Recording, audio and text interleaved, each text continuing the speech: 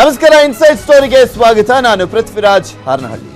Curfew ಕರ್ಮಕಾಂಡ ಶುಕ್ರವಾರ full stop. ಹೇಳುವವರ ನಿಜ ಮುಖ news 18 expose.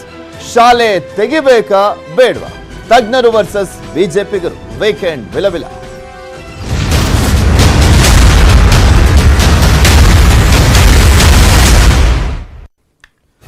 Night curfew, weekend curfew ವಿಚಾರಕ್ಕೆ ಸಂಬಂಧಪಟ್ಟಂತೆ ಸಾಕಷ್ಟು ಚರ್ಚೆ ಆಗ್ತಾ ಇದೆ. ಅದರಲ್ಲೂ ವೀಕೆಂಡ್ ಕರ್ಫ್ಯೂ ಬೇಕಾ ಬೇಡವಾ ಅನ್ನುವಂಥ ಪ್ರಶ್ನೆ ಅವತ್ತಿನಿಂದಲೂ ಕೂಡ ಮನೆ ಮಾಡಿರುವಂಥದ್ದು. ಇನ್ನ ಈ ಶುಕ್ರವಾರ ಮಹತ್ವದ ನಿರ್ಧಾರವನ್ನ ಕೈಗೊಳ್ಳುವಂತ ನಿಟ್ಟಿನಲ್ಲಿ ಬಸವರಾಜ ಬೊಮ್ಮಾಯಿಯವರ ನೇತೃತ್ವದಲ್ಲಿ ಒಂದು ಸಭೆ ನಡೆಯಲಿದೆ. ಅದು ಅಲ್ಲದೆ ಅಶೋಕ್ ಅವರು ಬೇರೆ ಶುಭ ಸುದ್ದಿ ಅಂತ ಹೇಳಿದ್ರು. ಆ ಶುಭ ಸುದ್ದಿ ಇದೇನಾ ಅನ್ನುವಂಥ ಪ್ರಶ್ನೆ ಇದೆ. ಇದೇನಾ ಅಂದ್ರೆ ವೀಕೆಂಡ್ ಕರ್ಫ್ಯೂ ರದ್ದಾಗುತ್ತಾ ಅಂತ. ವೀಕೆಂಡ್ ಕರ್ಫ್ಯೂ ಇರುತ್ತಾ ರದ್ದಾಗುತ್ತಾ ಅನ್ನೋದು ಶುಕ್ರವಾರದ ಮೀಟಿಂಗ್ ನಲ್ಲಿ ಸ್ಪಷ್ಟವಾಗಿ ಗೊತ್ತಾಗುತ್ತೆ. ಅದರ ಚಿತ್ರಣ ಯಾವ ರೀತಿಯಾಗಿರುತ್ತೆ ಅಂತ. ವೀಕೆಂಡ್ ಕರ್ಫ್ಯೂನ ವಿಚಾರಕ್ಕೆ ಸಂಬಂಧಪಟ್ಟಂತೆ ಈಗ ಆಲ್ರೆಡಿ ರಾಜ್ಯದಲ್ಲಿ 2 ವಾರಗಳ ಕಾಲ ವೀಕೆಂಡ್ ಕರ್ಫ್ಯೂ ಇತ್ತು. 2 ವಾರಗಳಿಂದಲೂ ವೀಕೆಂಡ್ ಕರ್ಫ್ಯೂ ಜಾರಿಯಲ್ಲಿದೆ. ಆದರೆ ವೀಕೆಂಡ್ ಕರ್ಫ್ಯೂ ವಿಚಾರಕ್ಕೆ ಸಂಬಂಧಪಟ್ಟಂತೆ ಸಾಕಷ್ಟು ಕ್ಷೇತ್ರದವರು ಆಕ್ರೋಶವನ್ನು ವ್ಯಕ್ತಪಡಿಸಿದ್ದಾರೆ. ಅದರ ಜೊತೆಗೆ ಬಿಜೆಪಿಗರು ಕೂಡ ಆಕ್ರೋಶವನ್ನು ವ್ಯಕ್ತಪಡಿಸಿರುವಂಥದ್ದು. ಇನ್ನು ಸಹಜವಾಗಿ ಕಾಂಗ್ರೆಸ್ JDS ಅವರಂತೂ ಅದಕ್ಕೆ ವಿರೋಧವನ್ನು ಮಾಡ್ತಾನೆ ಇದ್ದಾರೆ. ಸೊ ಹೀಗಾಗಿ ಏನ್ ಮಾಡಬೇಕು ಆ ವಿಚಾರದ ಬಗ್ಗೆ ಅಂತ ಮುಖ್ಯಮಂತ್ರಿಗಳು ಶುಕ್ರವಾರದ ಸಭೆಯಲ್ಲಿ ನಿರ್ಧಾರವನ್ನು ಮಾಡಲಿದ್ದಾರೆ. ವೀಕೆಂಡ್ ಕರ್ಫ್ಯೂ ಬಗ್ಗೆ ಸಿಎಂ ಅಂತಿಮ ನಿರ್ಧಾರವನ್ನು ಮಾಡ್ತಾರೆ. ವೀಕೆಂಡ್ ಕರ್ಫ್ಯೂ ರದ್ದು ಮಾಡಿ ಟಫ್ ರೂಲ್ಸ್ ಅನ್ನ ಜಾರಿ ಮಾಡುವಂತ ಸಾಧ್ಯತೆ ಇದೆ. ಇದಕ್ಕಿಂತ ಹೆಚ್ಚಿನ ಟಫ್ ರೂಲ್ಸ್ ಮೋಸ್ಟ್ ಪ್ರಾಬಬ್ಲಿ ಜಾರಿ ಮಾಡೋ ಡೌಟೇ. ಈಗಿರುವಂತ ಏನೇನೆಲ್ಲ ರೂಲ್ಸ್ಗಳಿದಾವೆ ಅದನ್ನೇ ಕಂಟಿನ್ಯೂ ಮಾಡುವಂತ ಸಾಧ್ಯತೆ ಇದೆ. ಅದರಲ್ಲಿ ಎಕ್ಸ್ಟ್ರಾ ಅಂದ್ರೆ ವೀಕೆಂಡ್ ಕರ್ಫ್ಯೂ ಒಂದು ರದ್ದಾಗ್ಬೋದು. 50-50 ರೂಲ್ಸ್ ಎಲ್ಲಾ ಕಡೆ ಮಾಡುವಂತ ಪ್ಲಾನ್ ಇದೆ ಸರ್ಕಾರಕ್ಕೆ ಅನ್ನುವಂಥ ಮಾಹಿತಿ ಇದೆ. ಈಗ ಆಲ್ರೆಡಿ ಸಾಕಷ್ಟು ಕ್ಷೇತ್ರಗಳಲ್ಲಿ ಬಾರ್ ಅಂಡ್ ರೆಸ್ಟೋರೆಂಟು, ಹೋಟೆಲ್ಲು, ಈ ರೀತಿಯಾಗಿ ಸಾಕಷ್ಟು ಕ್ಷೇತ್ರಗಳಲ್ಲಿ ಈಗ ಆಲ್ರೆಡಿ 50-50 ರೂಲ್ಸ್ ಅಪ್ಲೈ ಇದೆ. ಸೀಟಿಂಗ್ ವ್ಯವಸ್ಥೆಗೆ ಸಂಬಂಧಪಟ್ಟಂತೆ ಥಿಯೇಟರ್ಗಳಲ್ಲೂ ಕೂಡ ಅಷ್ಟೇ. ಅದನ್ನ ಇನ್ನೂ ಕೆಲವೊಂದಕ್ಕೆ ಅಂದ್ರೆ ಈಗ ಬಸ್ಸಿನ ವಿಚಾರಕ್ಕೆ ಸಂಬಂಧಪಟ್ಟಂತೆ ಅದರಲ್ಲಿ ಬಸ್ಗಳಲ್ಲಿ ತುಂಬಿ ತುಳುಕ್ತಾ ಇದಾರಲ್ಲ, ಅಲ್ಲೂ ಕೂಡ 50-50 ಸೀಟಿಂಗ್ ವ್ಯವಸ್ಥೆ ಏನಾದರೂ ಮಾಡಲಾಗುತ್ತಾ? ಈ ಎಲ್ಲ ಪ್ರಶ್ನೆಗಳಿಗೂ ಕೂಡ ಶುಕ್ರವಾರನೇ ಸ್ಪಷ್ಟ ಚಿತ್ರಣ ಹೊರಬೀಳುತ್ತೆ. ಅವತ್ತು ಮುಖ್ಯಮಂತ್ರಿಗಳ ನೇತೃತ್ವದಲ್ಲಿ ನಡೀತಾ ಇರುವಂತ ಸಭೆಯಲ್ಲಿ ಕೋವಿಡ್ ಸಂಖ್ಯೆ ಹೆಚ್ಚಾಗ್ತಾ ಇದೆ. ಆದರೆ ಅದು ಆಸ್ಪತ್ರೆಯ ಒಂದು ಮೇಲೆ ಲೋಡ್ ಇಲ್ಲ ಮತ್ತು ಅಡ್ಮಿಷನ್ಸ್ ಇಲ್ಲ. OPD ಜೊತೆಗೆ ಹೆಚ್ಚಿನ ಗಮನವನ್ನು ಕೊಡಬೇಕಾಗಿದೆ. ಈ ಎಲ್ಲ ಹಿನ್ನೆಲೆಯಲ್ಲಿ ತಜ್ಞರೇನು ಹೇಳ್ತಾರೆ, ನಿರ್ಬಂಧಗಳ ಸಡಿಲಿಕೆ ಇದೆ ಸರ್, ವೀಕೆಂಡ್ ಕರ್ಫ್ಯೂ ವಾಪಸ್ ಇದೆಯಾ ಅಂತ ಅವೆಲ್ಲವೂ ಕೂಡ ತಜ್ಞರ ಒಂದು ವರದಿಯನ್ನು ನೋಡಿಕೊಂಡು ತೀರ್ಮಾನವನ್ನು ಮಾಡ್ತೀವಿ. ಈ ಕೋವಿಡ್ ಸಂಖ್ಯೆ ಹೆಚ್ಚಾಗ್ತಾ ಇದೆ. ಮುಖ್ಯಮಂತ್ರಿಗಳಾಗಿರುವಂತ ಬಸವರಾಜ ಬೊಮ್ಮಾಯಿ ಅವರು, ಸಿಎಂ ಬೊಮ್ಮಾಯಿ ಮಾಜಿ ಸಿಎಂ BS ಯಡಿಯೂರಪ್ಪ ಅವರನ್ನ ಇವತ್ತು ಭೇಟಿಯಾಗಿದ್ದರು. ಸುಮಾರು 20 ನಿಮಿಷಗಳ ಕಾಲ ಇಬ್ಬರ ನಡುವೆ ಚರ್ಚೆ ನಡೆದಿದೆ. ಸರ್ಕಾರದ ಆಡಳಿತ ವೈಖರಿ ಹಾಗೆ ಕೊರೋನಾದ ವಿಚಾರಕ್ಕೆ ಸಂಬಂಧಪಟ್ಟಂತೆ ಇನ್ನ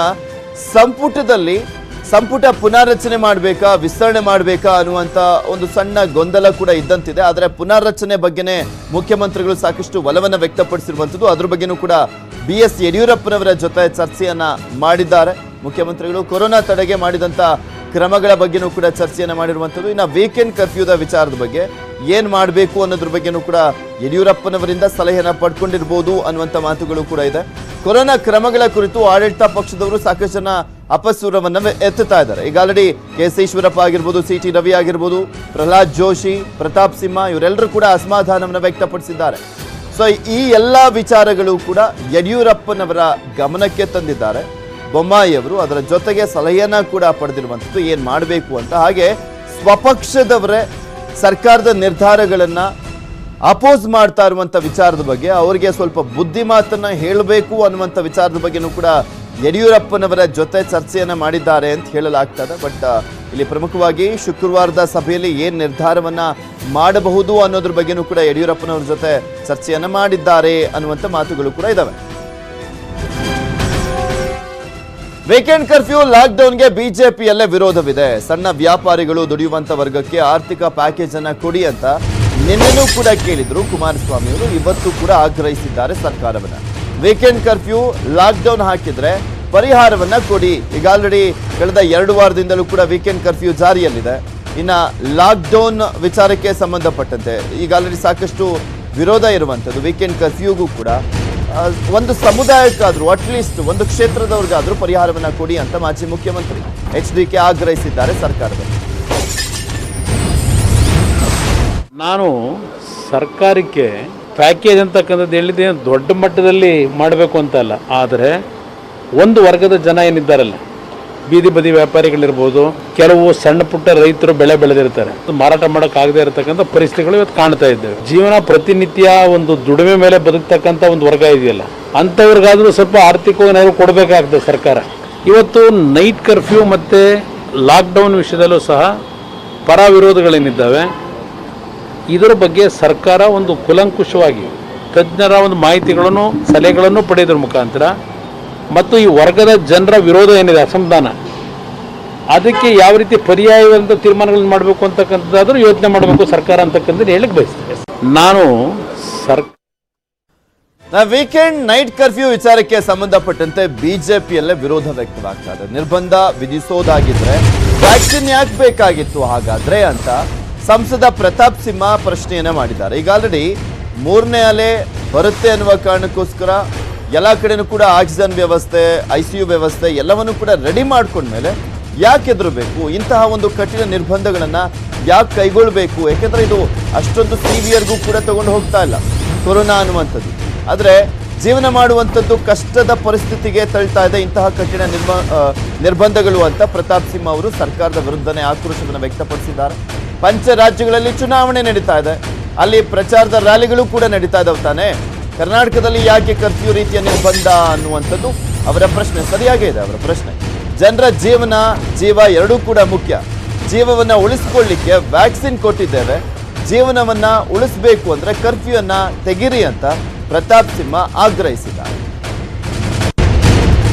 ಕೊರೋನಾ ಬಂದ ಸಂದರ್ಭದಲ್ಲಿ ನಾವು ಕೊರೋನಾಕ್ಕೆ ಏನು ಮದ್ದು, ನಾವು ಲಸಿಕೆ ಬೇಕು ಅಂತ ಹೇಳಿದ್ದು. ಲಸಿಕೆ ಬಂದಾಯಿತು. ಇವತ್ತು ಮತ್ತೆ ಕೊರೋನಾ ಅಂತ ಹೇಳ್ಬಿಟ್ಟು ಲಾಕ್ಡೌನ್ ಮಾಡ್ತೀವಿ, ಕರ್ಫ್ಯೂ ಮಾಡ್ತೀವಿ. ಲಾಕ್ಡೌನು ಕರ್ಫ್ಯೂ ನೀವೆಲ್ಲ ವಿಧಿಸೋದಾದ್ರೆ ಲಸಿಕೆ ಹಾಕಬೇಕಿತ್ತು. ಪ್ರತಿ ಹಾಸ್ಪಿಟಲ್ ಎದುರುಗಡೆನೂ ಕೂಡ ನಾವು PSA ಪ್ಲಾಂಟ್ಗಳನ್ನ ಯಾಕೆ ಮಾಡಬೇಕಿತ್ತು? ಎಲ್ಲ ವ್ಯವಸ್ಥೆನೂ ಮಾಡಾಗಿದೆ. ಈಗ ಸುಮ್ಮನೆ ಜನರಿಗೆ ಅನಗತ್ಯವಾಗಿ ಒಂದು ರೀತಿ ಉಪದ್ರ ಆಗ್ತಾ ಇದೆ. ಈ ಸುಮ್ಮನೆ ಜನರನ್ನ ಒಂದು ರೀತಿಯಲ್ಲಿ ಭೀತಿಯಲ್ಲಿ ಇಡುವಂಥದ್ದಾಗಲಿ, ಈ ಥರ ಕಟ್ಟುಪಾಡುಗಳು ನಿಷೇಧಾಜ್ಞೆ ಅಂತ ಹೊರಡಿಸುವಂಥ ಮಾಡುವಂಥದ್ದಾಗಲಿ, ಈ ಥರ ತೊಂದರೆ ಆಗಬಾರ್ದು. ಜನಕ್ಕೆ ವ್ಯಾಪಾರ ವಹಿವಾಟು ಅನ್ನೋದಕ್ಕೆ ಕಳೆದ 2 ವರ್ಷಗಳಿಂದ ಭಾಳ ದೊಡ್ಡ ಹೊಡೆತ ಬಿದ್ದು ಜೀವನ ದುಸ್ತರ ಆಗಿದೆ. ದಯವಿಟ್ಟು ಏನು ಶುಕ್ರವಾರ ನಡೆಯುವಂತಹ ನಿಮ್ಮ ಸಂಪುಟ ಸಹೋದ್ಯೋಗಿಗಳ ಜೊತೆಗಿನ ಸಭೆಯಲ್ಲಿ ಮಾನ್ಯ ಮುಖ್ಯಮಂತ್ರಿಗಳೇ, ನೀವು ಒಳ್ಳೆಯ ನಿರ್ಧಾರ ಅಂತ ಇದ್ಕೊಂಡು ಜನಕ್ಕೆ ಈಗ ಆಗಿರುವಂಥ ಅನಾನುಕೂಲಗಳನ್ನು ನೀವು ತಪ್ಪಿಸ್ತೀರಿ ಅಂತ ಹೇಳಿ ನನಗೆ ಖಚಿತವಾದ ವಿಶ್ವಾಸ ಇದೆ. ಎಲ್ಲರ ಅಭಿಪ್ರಾಯನೂ ಕೂಡ ಶೇಖರಣೆ ಮಾಡ್ತಾ ಇದ್ದೀವಿ. ವೀಕೆಂಡ್ ಕರ್ಫ್ಯೂ ಇರೋದು ಯಾವತ್ತಿಂದ? ಶುಕ್ರವಾರದ ರಾತ್ರಿಯಿಂದ. ಶುಕ್ರವಾರ ಬೆಳಿಗ್ಗೆನೆ ಮಾನ್ಯ ಮುಖ್ಯಮಂತ್ರಿಗಳು ಸಭೆಯನ್ನು ಕರೆದಿದ್ದಾರೆ.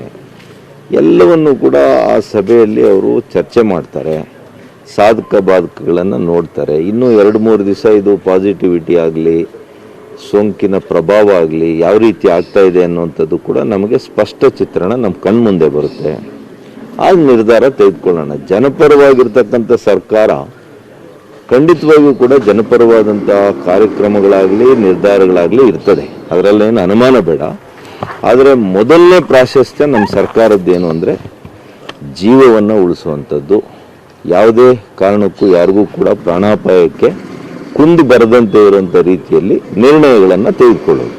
ಜನಜೀವನ ಯಾವುದೇ ರೀತಿ ಅಸ್ತವ್ಯಸ್ತಕ್ಕೆ ಒಳಗಾಗದೆ, ಯಾವುದೇ ರೀತಿಯಲ್ಲಿ ನಷ್ಟವನ್ನು ಅವರು ಕಂಡುಕೊಳ್ಳದೆ, ನಷ್ಟವನ್ನು ಹೊಂದದೆ ಯಾವ ರೀತಿಯಲ್ಲಿ ಜನಜೀವನ ಸಾಗಬೇಕು, ಸುಗಮವಾಗಿ ಸಾಗಬೇಕು ಅನ್ನೋಂಥ ನಿಟ್ಟಿನಲ್ಲಿ ನಮ್ಮ ಸರ್ಕಾರದ ಮಾನ್ಯ ಬೊಮ್ಮಾಯಿ ಸರ್ಕಾರ ನಿರ್ಧಾರವನ್ನು ತೆಗೆದುಕೊಳ್ಳುತ್ತೆ. ಈಗ ಎಲ್ಲರೂ ಹೌದು, ಸಂಖ್ಯೆ ಇನ್ನೂ ಅತಿ ಹೆಚ್ಚಾಗುತ್ತೆ, ಸಂಖ್ಯೆ ಹೆಚ್ಚಾಗುತ್ತೆ ಅನ್ನೋಂಥ ನಮ್ಮಲ್ಲಿ ಒಂದು ನಿರೀಕ್ಷೆ ಇದೆ. ಆದರೆ ಇವತ್ತು ಸೋಂಕಿತರಾಗ್ತಿದ್ದಾರೆ. ಇವತ್ತು ತೀವ್ರತೆ ಇಲ್ಲದ ಒಂದು ನಮ್ಮ ಅದೃಷ್ಟ. ತೀವ್ರತೆ ಇಲ್ಲ, ಜೀವಾಪಾಯ ಇಲ್ಲ. ಹಾಗಾಗಿ ಈ ಒಂದು ಸಂಖ್ಯೆಯನ್ನು ಹರಡುವಂಥದ್ದನ್ನ ನಿಯಂತ್ರಣವನ್ನು ಮಾಡಬೇಕು, ನಿರ್ಬಂಧನೆಗಳಿರಬೇಕು. ಮತ್ತು ಜೀವನೋಪಾಯಗಳನ್ನು ಏನು ವಾರದ ಕೊನೆಯಲ್ಲಿ ಸಂಪೂರ್ಣವಾಗಿ ಕರ್ಫ್ಯೂವನ್ನು ಹಾಕ್ತಾ ಇದ್ದೀವಿ, ಈ ಕರ್ಫ್ಯೂ ಬೇಡ ಅನ್ನೋಂಥದ್ದು ತುಂಬ ಜನದ ಒತ್ತಾಯ ಆಗಿದೆ. ಅದನ್ನು ಏನು ಮಾಡಬೇಕು ಅಂತ ಸನ್ಮಾನ್ಯ ಮುಖ್ಯಮಂತ್ರಿಗಳ ಒಂದು ಅಧ್ಯಕ್ಷತೆಯಲ್ಲಿ ಬರುವಂಥ ಈ ಶುಕ್ರವಾರ ಏನನ್ನು ಮಾಡಬೇಕು ಅಂತ ನಿಶ್ಚಯವನ್ನು ಸನ್ಮಾನ್ಯ ಮುಖ್ಯಮಂತ್ರಿಗಳ ಒಂದು ಅಧ್ಯಕ್ಷತೆಯಲ್ಲಿ ಎಲ್ಲರ ಸಲಹೆ ಸೂಚನೆಯನ್ನು ಪಡೆದು ಒಮ್ಮತದಿಂದ ಈ ನಿರ್ಣಯವನ್ನು ತಗೊಳ್ಳುವಂಥದ್ದಾಗಿದೆ. ಸ್ವಪಕ್ಷದವರಿಂದಲೇ ಕರ್ಫ್ಯೂಗೆ ವಿರೋಧದ ಹಿನ್ನೆಲೆಯಲ್ಲಿ ಸಂಸದ ಪ್ರತಾಪ್ ಸಿಂಹ ಹೇಳಿಕೆಗೆ ಸಚಿವ ಸುಧಾಕರ್ ಪ್ರತಿಕ್ರಿಯೆಯನ್ನ ಕೊಟ್ಟರು. ನಾನು ಯಾರ ಹೇಳಿಕೆಗೂ ಕೂಡ ಪ್ರತಿಕ್ರಿಯೆಯನ್ನ ಕೊಡೋದಿಲ್ಲ. ಅಂದ್ರೆ ಕೆಲವು ಸ್ವಪಕ್ಷದ ನಾಯಕರೇ ಸರ್ಕಾರದ ಕೆಲವು ನಿರ್ಧಾರಗಳನ್ನ ಟೀಕೆ ಮಾಡ್ತಾ ಇರುವಂತದ್ರ ಬಗ್ಗೆ ಅವರಿಗೆ ನಾನು ರಿಯಾಕ್ಷನ್ ಕೊಡಲ್ಲ. ಸರ್ಕಾರ ಯಾವ ರೀತಿಯಾಗಿ ನಿರ್ಧಾರವನ್ನ ಕೈಗೊಳ್ಳಬೇಕು ಆ ನಿರ್ಧಾರಗಳನ್ನ ಕೈಗೊಳ್ತಾ ಇದೆ. ಪ್ರತಿಯೊಬ್ಬರಿಗೂ ಕೂಡ ಅವರದ್ದೇ ಆದಂತ ಅಭಿಪ್ರಾಯಗಳು ಇರ್ತವೆ. ಜನರ ಹಿತದೃಷ್ಟಿಯಿಂದ ಸಿಎಂ ನಿರ್ಧಾರವನ್ನು ಮಾಡ್ತಾರೆ. ನಮ್ಮ ಅಭಿಪ್ರಾಯ ಶುಕ್ರವಾರ ಹೇಳ್ತೇವೆ ಅಂತ ಸುಧಾಕರ್ ಹೇಳಿದ್ರು ಮಾನ್ಯ ಆರೋಗ್ಯ ಸಚಿವ. ಈ ಕೊರೋನಾ ಬಂದ ಸಂದರ್ಭದಲ್ಲಿ ನಾವು ಕೊರೋನಾಕ್ಕೆ ಏನು ಮದ್ದು, ನಾವು ಲಸಿಕೆ ಬೇಕು ಅಂತ ಹೇಳಿದ್ದು. ಲಸಿಕೆ ಬಂದಾಯಿತು. ಇವತ್ತು ಮತ್ತೆ ಕೊರೋನಾ ಅಂತ ಹೇಳ್ಬಿಟ್ಟು ಲಾಕ್ಡೌನ್ ಮಾಡ್ತೀವಿ, ಕರ್ಫ್ಯೂ ಮಾಡ್ತೀವಿ. ಲಾಕ್ಡೌನು ಕರ್ಫ್ಯೂ ನೀವೆಲ್ಲ ವಿಧಿಸೋದಾದ್ರೆ ಲಸಿಕೆ ಹಾಕಬೇಕಿತ್ತು. ಪ್ರತಿ ಹಾಸ್ಪಿಟಲ್ ಎದುರುಗಡೆನೂ ಕೂಡ ನಾವು PSA ಪ್ಲಾಂಟ್ಗಳನ್ನ ಯಾಕೆ ಮಾಡಬೇಕಿತ್ತು? ಎಲ್ಲ ವ್ಯವಸ್ಥೆನೂ ಮಾಡಾಗಿದೆ. ಈಗ ಸುಮ್ಮನೆ ಜನರಿಗೆ ಅನಗತ್ಯವಾಗಿ ಒಂದು ರೀತಿ ಉಪದ್ರ ಆಗ್ತಾ ಇದೆ. ಏನಿಲ್ಲ ರೀ, ಅವರ ಅಭಿಪ್ರಾಯಗಳು ಪ್ರತಿಯೊಬ್ಬರದ್ದು ಅವ್ರದ್ದೇ ಆದಂಥ ಅಭಿಪ್ರಾಯಗಳಿರುತ್ತಲ್ವಾ, ಅದೇನು ತಪ್ಪು ಅಂತ ಹೇಳೋಕ್ಕಾಗಲ್ಲ. ಆದರೆ ಅಂತಿಮವಾಗಿ ಮಾನ್ಯ ಮುಖ್ಯಮಂತ್ರಿಗಳು ಯಾವುದು ಸರಿ ರಾಜ್ಯಕ್ಕೆ, ರಾಜ್ಯದ ಜನರಿಗೆ, ಯಾಕೆಂದರೆ ನಾವು ಜನಪರನೂ ಇರಬೇಕು, ಇವತ್ತು ಅವರ ಹಿತವನ್ನು ಕೂಡ ಕಾಯಬೇಕು, ಆರೋಗ್ಯದ ಹಿತದೃಷ್ಟಿನೂ ಇದೆಯಲ್ಲ, ಎರಡರನ್ನ ನೋಡಿಕೊಂಡು ಸಾಧಕ ಬಾಧಕಗಳನ್ನು ಗಮನಿಸಿ ಮಾನ್ಯ ಮುಖ್ಯಮಂತ್ರಿಗಳು ಅಂತಿಮವಾಗಿ ನಿರ್ಣಯವನ್ನು ತೆಗೆದುಕೊಳ್ತಾರೆ. ನಾನು ಯಾರ ಹೇಳಿಕೆಗೂ ಕೂಡ ಕೊರೋನಾದ ವಿಚಾರಕ್ಕೆ ಸಂಬಂಧಪಟ್ಟಂತೆ ಸಾಕಷ್ಟು ಜನ ವೈದ್ಯರು ಒಂದೊಂದು ರೀತಿಯಾಗಿ ಅಭಿಪ್ರಾಯವನ್ನ ವ್ಯಕ್ತಪಡಿಸ್ತಾ ಇರುವಂತ ಹಿನ್ನೆಲೆಯಲ್ಲಿ, ಕೆಲವರು ಭಯ ಪಡಿಸ್ತಾ ಇರುವಂತ ಹಿನ್ನೆಲೆಯಲ್ಲಿ ಆ ವೈದ್ಯರ ವಿಚಾರಕ್ಕೆ ಸಂಬಂಧಪಟ್ಟಂತೆ ಕೊರೋನಾ ಬಗ್ಗೆ ಮಾತಾಡಲಿಕ್ಕೆ ಒಂದು ವೈದ್ಯರ ಕಮಿಟಿಯನ್ನ ರಚನೆ ಮಾಡಲಿಕ್ಕೆ ಮುಂದಾಗ್ತಾ ಇದೆ ಸರ್ಕಾರ. ಈ ವಿಚಾರದ ಬಗ್ಗೆ ಮಾತನಾಡಿದ್ರು ಆರೋಗ್ಯ ಸಚಿವರು ಕೂಡ. ಸರ್ಕಾರದ ನಿರ್ಧಾರಕ್ಕೆ ಪ್ರತಿಪಕ್ಷ ಕಾಂಗ್ರೆಸ್ ವಿರೋಧವನ್ನ ವ್ಯಕ್ತಪಡಿಸಿದೆ. ಕೆಪಿಸಿಸಿ ಕಾರ್ಯಾಧ್ಯಕ್ಷರಾಗಿರುವಂತಹ ಧ್ರುವ ನಾರಾಯಣ್ ಅವರು ಹೇಳಿಕೆಯನ್ನು ಕೊಟ್ಟಿದ್ದಾರೆ. ಸರ್ಕಾರ ಕೊರೋನಾ ಅಂಕಿಅಂಶಗಳ ಬಗ್ಗೆ ಸುಳ್ಳನ್ನ ಹೇಳ್ತಾ ಇದೆ. ಚಾಮರಾಜನಗರದಲ್ಲಿ ಆಕ್ಸಿಜನ್ ಇಲ್ಲದೆ ಸತ್ರು ಆದರೂ ಕೂಡ ಯಾವುದೇ ಸಾವು ಇಲ್ಲ ಅಂತ ಆ ಸಂದರ್ಭದಲ್ಲಿ ಆರೋಗ್ಯ ಸಚಿವರೇ ನಮ್ಮ ಜಿಲ್ಲೆಗೆ ಬಂದು ಹೇಳೋಗಿದ್ರು. ಆದ್ರೆ ಆಗಿದ್ದೇನು ಆಮೇಲೆ ಅಂತ ಕೂಡ ಪ್ರಶ್ನೆ ಮಾಡಿದ್ರು. ಈಗ ವೈದ್ಯರ ಕಮಿಟಿ ಯಾಕೆ ಬೇಕು? ಪ್ರಾಮಾಣಿಕ ವೈದ್ಯರ ಬಾಯಿ ಮುಚ್ಚಿಸುವಂತ ಕೆಲಸ ಸರಿಯಲ್ಲ. ಕಾಂಗ್ರೆಸ್ನ ಕೆಪಿಸಿಸಿ ಕಾರ್ಯಾಧ್ಯಕ್ಷರಾಗಿರುವಂತ ಧ್ರುವ ನಾರಾಯಣ್ ಅವರು ಆಕ್ರೋಶವನ್ನ ವ್ಯಕ್ತಪಡಿಸಿದ್ದಾರೆ. ಒಂದು ವಿಚಾರಕ್ಕೆ ಸಂಬಂಧಪಟ್ಟಂತೆ ಸರ್ಕಾರ ಈ ರೀತಿಯಾಗಿ ಮಾಡ್ತಾ ಇರುವಂತದ್ದು ಸರಿಯಲ್ಲ ಅಂತ.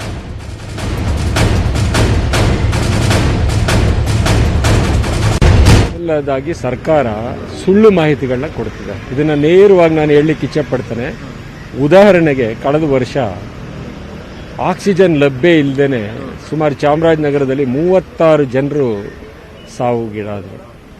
ಆ ಸಂದರ್ಭದಲ್ಲಿ ಸ್ವತಃ ಈ ಒಂದು ಆರೋಗ್ಯ ಮಂತ್ರಿಗಳೇ ಚಾಮರಾಜನಗರಕ್ಕೆ ಭೇಟಿ ಮಾಡಿ ಆಕ್ಸಿಜನ್ ಲಭ್ಯತೆ ಇಲ್ಲದೆ ತೀರ್ಕೊಂಡವರು 3 ಜನ ಅಂತ ಹೇಳಿ ಸ್ಟೇಟ್ಮೆಂಟ್ ಮಾಡಿದ್ರು. ಇವತ್ತೇನು ದಾಖಲಾಗ್ತಾ ಇದೆ ಪ್ರಕರಣಗಳು, ಅದನ್ನು ಕೂಡ ಸುಳ್ಳು ಮಾಹಿತಿಗಳನ್ನ ಕೊಡುವಂಥ ಪ್ರಯತ್ನ ಮಾಡ್ತಿದ್ದಾರೆ. ಪತ್ರಿಕೆಗಳಲ್ಲಿ, ಮಾಧ್ಯಮಗಳಲ್ಲಿ ನಾವು ನೋಡಿದಂಥ ಸಂದರ್ಭದಲ್ಲಿ ಇಡೀ ರಾಜ್ಯವ್ಯಾಪಿ ಶೀತ, ಕೆಮ್ಮು, ನೆಗಡಿ ಬಂದಿದೆ. ಸೊ ಅದನ್ನು ಇವರು ಪಾಸಿಟಿವ್ ಕೇಸಸ್ ಆಗಿ ತಗೊಂಡು ಮೇಕೆದಾಟು ಪಾದಯಾತ್ರೆನೂ ಕೂಡ ಹತ್ತಿಕ್ಕತಕ್ಕಂಥ ಪ್ರಯತ್ನ ಮಾಡಿದ್ರು ಇವರು. ಸೊ ಹಾಗಾಗಿ ಇವರು ಏನು ಹೊಸ ಆದೇಶವನ್ನು ಮಾಡ್ತಿದ್ದಾರೆ ಅದು ಸರಿಯಲ್ಲ. ಮತ್ತು ಸರಿಯಾದ ರೀತಿಯಲ್ಲಿ ವೈದ್ಯರಿಂದ ನಿರೀಕ್ಷೆ ಮಾಡಿರಲಿಲ್ಲ ನಾನು. ಅದಕ್ಕೇನೆ ನಮ್ಮ ಸರ್ಕಾರ ಈ ಅಂಶವನ್ನು ಗಮನಿಸಿದೆ. ಮೊದಲನೇ 2 ಅಲೆಯಲ್ಲಿ ಸ್ವಲ್ಪ ಕೆಲವ್ರಿಗೆ ಏನಾಗ್ತದೆ, ಈ ಪ್ರೋಯಾಕ್ಟಿಸಮ್ ಅನ್ನೋದಿರುತ್ತಲ್ಲ, ಆ ಒಂದು ಬರದಲ್ಲಿ ಏನೋ ಒಂದು ಹೇಳಲಿಕ್ಕೆ ಹೋಗ್ತಾರೆ, ಅದು ಹೇಳ್ಬಾರ್ದು. ಸರ್ಕಾರ ಈಗಾಗಲೇ ನಾವು official spokes persons of doctors ಅಂತ ಕೂಡ ನಾವು ಈಗ ಆಲ್ರೆಡಿ ಆದೇಶವನ್ನು ನಿನ್ನೆ ನಾನು ಕಡತಕ್ಕೆ ಸೈನ್ ಕೂಡ ಮಾಡಿದ್ದೀನಿ.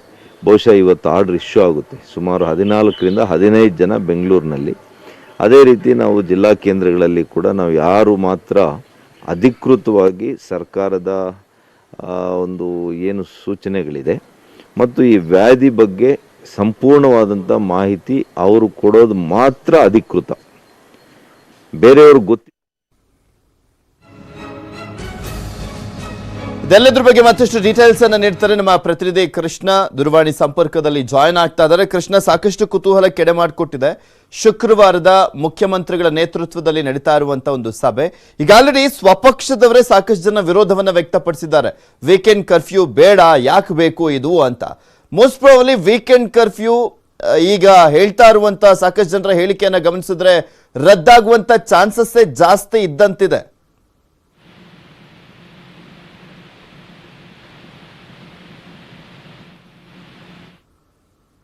ಕೃಷ್ಣ, ನನ್ನ ಧ್ವನಿ ಕೇಳಿಸ್ತಾ ಇದೆಯಾ ಸರ್? ನಮ್ಮ ಪ್ರತಿನಿಧಿಯ ಸಂಪರ್ಕ ಸಾಧ್ಯವಾಗ್ತಾ ಇಲ್ಲ. ನಿಮಗೆ ಹೇಳ್ತಾ ಇದ್ವಿ, ಇಲ್ಲಿ ಮುಖ್ಯಮಂತ್ರಿಗಳ ನೇತೃತ್ವದ ಸಭೆ ಸಾಕಷ್ಟು ಕುತೂಹಲ ಕೆಡೆ ಮಾಡಿಕೊಟ್ಟಿದೆ. ಯಾಕೆಂದ್ರೆ ವೀಕೆಂಡ್ ಕರ್ಫ್ಯೂನ ಬಗ್ಗೆ ಹೋಟೆಲ್ ಮಾಲೀಕರ ಸಂಘದವರು ಸಭೆಯನ್ನು ಮಾಡಿ ಆಕ್ರೋಶವನ್ನು ವ್ಯಕ್ತಪಡಿಸಿದ್ರು, ನಮಗೆ ಅವಕಾಶವನ್ನು ಮಾಡಿಕೊಡ್ಬೇಕು ಅಂತ. ಮತ್ತು ಒಂದ್ ಕಡೆ ಬಾರ್ ಮಾಲೀಕರ ಸಂಘದವರು ಕೂಡ ಅವಕಾಶ ಮಾಡಿಕೊಡ್ಬೇಕು, ಯಾಕೆ ಅದನ್ನ ನಿರ್ಬಂಧವನ್ನ ಮಾಡುವಂತ ಕೆಲಸವನ್ನ ಸರ್ಕಾರ ಮಾಡ್ತಾ ಇದೆ, ಏನ್ ಪ್ರಯೋಜನ ವೀಕೆಂಡ್ ಕರ್ಫ್ಯೂ ಇಂದ? ಬೇಕಾದ್ರೆ ನೈಟ್ ಕರ್ಫ್ಯೂ ಮಾಡಿದಿರಲ್ಲ, ಅದೇ ರೀತಿಯಾಗಿ ನೈಟ್ ಕರ್ಫ್ಯೂ ಅನ್ನ ಮುಂದುವರಿಸಿ 50% ಅಷ್ಟು ನೀವು ಸೀಟಿಂಗ್ ವ್ಯವಸ್ಥೆಯನ್ನ ಮಾಡಿ ಅದನ್ನು. ಬಟ್ ಕಂಪ್ಲೀಟ್ ಆಗಿ ವೀಕೆಂಡ್ ಕರ್ಫ್ಯೂ ಅಂತ ಬಂದಂತ ಸಂದರ್ಭದಲ್ಲಿ ಕಳೆದ 2 ವರ್ಷಗಳಿಂದಲೂ ಕೂಡ ಸಾಕಷ್ಟು ಹೊಡೆತ ತಿಂದಿದ್ದೇವೆ. ಕಂಪ್ಲೀಟ್ ಆಗಿ ನಮ್ಮ ಬಿಸ್ನೆಸ್ ಡಲ್ ಆಗೋಗಿದೆ. ಮತ್ತೆ ಈಗ ಸ್ವಲ್ಪ ಮಟ್ಟಿಗೆ ಚೇತರಿಸಿಕೊಳ್ಳುವಂತ ಸಂದರ್ಭದಲ್ಲೇ ಸರ್ಕಾರ ಇಂತಹ ಒಂದು ಕಠಿಣ ನಿರ್ಧಾರವನ್ನ ಕೈಗೊಳ್ಳೋದು ಎಷ್ಟು ಮಟ್ಟಿಗೆ ಸರಿ ಅನ್ನುವಂಥದ್ದು ಸಾಕಷ್ಟು ಕ್ಷೇತ್ರಗಳ ಪ್ರಮುಖರ ಅಸಮಾಧಾನ ಆಗಿತ್ತು. ಇದ್ರ ಬಗ್ಗೆ ಮತ್ತಷ್ಟು ಡೀಟೇಲ್ಸ್ ಅನ್ನ ಪಡ್ಕೊಳ್ಳೋಣ. ನಮ್ಮ ಪ್ರತಿನಿಧಿ ಕೃಷ್ಣ ದೂರವಾಣಿ ಸಂಪರ್ಕದಲ್ಲಿ ಮತ್ತೊಮ್ಮೆ ಜಾಯ್ನ್ ಆಗ್ತಾ ಇದ್ದಾರೆ. ಕೃಷ್ಣ, ಮುಖ್ಯಮಂತ್ರಿಗಳ ಶುಕ್ರವಾರದ ಸಭೆ ಸಾಕಷ್ಟು ಕುತೂಹಲ ಕೆಡೆ ಮಾಡಿಕೊಟ್ಟಿರುವಂಥದ್ದು. ಅವರ ಪಕ್ಷದವರು ಕೂಡ ವಿರೋಧವನ್ನ ವ್ಯಕ್ತಪಡಿಸಿದ್ರು ವೀಕೆಂಡ್ ನ ಬಗ್ಗೆ, ವೀಕೆಂಡ್ ಕರ್ಫ್ಯೂ ವಿಚಾರಕ್ಕೆ ಸಂಬಂಧಪಟ್ಟಂತೆ. ಮೋಸ್ಟ್ ಪ್ರಾಬಬ್ಲಿ ಅದನ್ನ ರದ್ದು ಮಾಡುವಂತ ಸಾಧ್ಯತೆನೇ ಹೆಚ್ಚಾಗಿದೆಯಾ ಅಂತ ಸಾಕಷ್ಟು ಜನರ ಅಭಿಪ್ರಾಯವನ್ನ ನೋಡ್ತಾ ಇದ್ರೆ. ಖಂಡಿತ ಯಾಕಂದ್ರೆ ಸಾಕಷ್ಟು ಅಭಿಪ್ರಾಯ ವ್ಯಕ್ತವಾಗ್ತಾ ಇದೆ, ಮತ್ತೆ ವಿರೋಧ ಕೂಡ ವ್ಯಕ್ತವಾಗ್ತಾ ಇದೆ. ಯಾಕಂದ್ರೆ ಈಗಾಗಲೇ ಸರ್ಕಾರ ಮಾಡಿರ್ತಕ್ಕಂಥ ಈ ಒಂದು ನಿಯಮಗಳ ಬಗ್ಗೆ ಸ್ವಪಕ್ಷದವರನ್ನೇ ವಿರೋಧವನ್ನು ವ್ಯಕ್ತಮಾಡಿದ್ರಿಂದಾಗಿ ಎಲ್ಲೋ ಒಂದ್ ಕಡೆ ಮುಖ್ಯಮಂತ್ರಿಗಳಿಗೆ ಇರುಸು ಮುರುಸಾಗಿದೆ, ಮತ್ತೆ ಒಂದರಿಂದ ಮುಜುಗರ ಕೂಡ ತರುವಂತ ಕೆಲಸ ಆಗಿದೆ. ಯಾಕಂದ್ರೆ ಸರ್ಕಾರ ಮಾಡಿರ್ತಕ್ಕಂಥ ನಿಯಮವನ್ನ ಸರ್ಕಾರದವರೇ ಸಮರ್ಥನೆ ಮಾಡ್ಕೋಬೇಕು, ಆದ್ರೆ ಎಲ್ಲೊಂದ್ ಕಡೆ ವಿರೋಧವನ್ನ ಮಾಡ್ತಿದ್ದಾರೆ. ಹೀಗಾಗಿ ಮುಖ್ಯಮಂತ್ರಿಗಳು ಈ ಒಂದು ನಿರ್ಧಾರವನ್ನ ಬದಲು ಮಾಡೋದಕ್ಕೂ ಕೂಡ ಚಿಂತನೆಯನ್ನ ಮಾಡಿದ್ದಾರೆ. ಆದ್ರೆ ಈಗ ಕೊರೋನಾ ಪಾಸಿಟಿವ್ ದರ ಜಾಸ್ತಿ ಆಗ್ತಿದ್ರು ಕೂಡ ಎಲ್ಲೊಂದ್ ಕಡೆ ಆಸ್ಪತ್ರೆಗೆ ದಾಖಲಾತಿ ಆಗಿರ್ಬೋದು, ಮತ್ತೆ ಸಾವಿನ ಪ್ರಮಾಣ ಕೂಡ ಜಾಸ್ತಿ ಆಗ್ತಾ ಇಲ್ಲ. ಹೀಗಾಗಿ ಇದು ಮಾಮೂಲಿ ರೋಗ ಅನ್ನುವಂಥದ್ದು ಕೂಡ ಈಗ ಬರ್ತಾ ಇದೆ. ಮತ್ತೆ ಮುಖ್ಯವಾಗಿ ಏನಂತಂದ್ರೆ ಇದು ಪೀಕ್ ಅಂದ್ರೆ ಮಾಮೂಲಿ ರೋಗದ ತರ ಫೀಲ್ ಆಗ್ತದೆ ಅನ್ನೋದು ಕೂಡ ಇದ್ರ ಬಗ್ಗೆ ಚರ್ಚೆ ಆಗ್ತಾ ಇದೆ. ಹೀಗಾಗಿ ಈಗ ಮಾಮೂಲಿ ಹೋಗಿ ಸಾವಿನ ಪ್ರಮಾಣ ಏನು ಜಾಸ್ತಿ ಆಗಲ್ಲ ಅನ್ನೋ ಕಾರಣಕ್ಕೋಸ್ಕರವಾಗಿ ಇದೀಗ ಒಂದಷ್ಟು ನಿಯಮಗಳನ್ನ ಸಡಿಲಿಕೆ ಮಾಡೋದಕ್ಕೂ ಕೂಡ ಈಗಾಗಲೇ ಮುಖ್ಯಮಂತ್ರಿಗಳು ಚಿಂತನೆಯನ್ನ ಮಾಡಿದ್ದಾರೆ. ಹೀಗಾಗಿ ನಾಡಿದ್ದು ನಡೆಯುವಂತ ಅಂದ್ರೆ ಶುಕ್ರವಾರ ನಡೆಯುವಂತ ಸಭೆ ಸಾಕಷ್ಟು ಕುತೂಹಲ ಕೆಡೆ ಮಾಡಿಕೊಟ್ಟಿದ್ದು ಕೃಷ್ಣ. ಅಂದ್ರೆ ಪಕ್ಷದ ಶಿಸ್ತಿನ ಸಿಪಾಯಿಗಳು ಅಂತಾನೆ ಕರೆಸಿಕೊಳ್ಳುವಂತ ಪ್ರಮುಖರು ಅಂದ್ರೆ ಪ್ರಹ್ಲಾದ್ ಜೋಶಿ, CT ರವಿ ಅವರು, ಪ್ರತಾಪ್ ಸಿಂಹ ಅವರು, KC ಈಶ್ವರಪ್ಪನವರು, ಇಂಥವ್ರುಗಳೇ ಅಸಮಾಧಾನವನ್ನ ವ್ಯಕ್ತಪಡಿಸ್ತಾ ಇರೋದನ್ನ ನೋಡ್ತಾ ಇದ್ರೆ ಇದು ಸಹಜವಾಗಿ ಮುಖ್ಯಮಂತ್ರಿಗಳಿಗೆ ಸರ್ಕಾರಕ್ಕೇನೆ ಒಂದ್ ರೀತಿ ಇರಿಸು ಮುರುಸು ಮುಜುಗರ.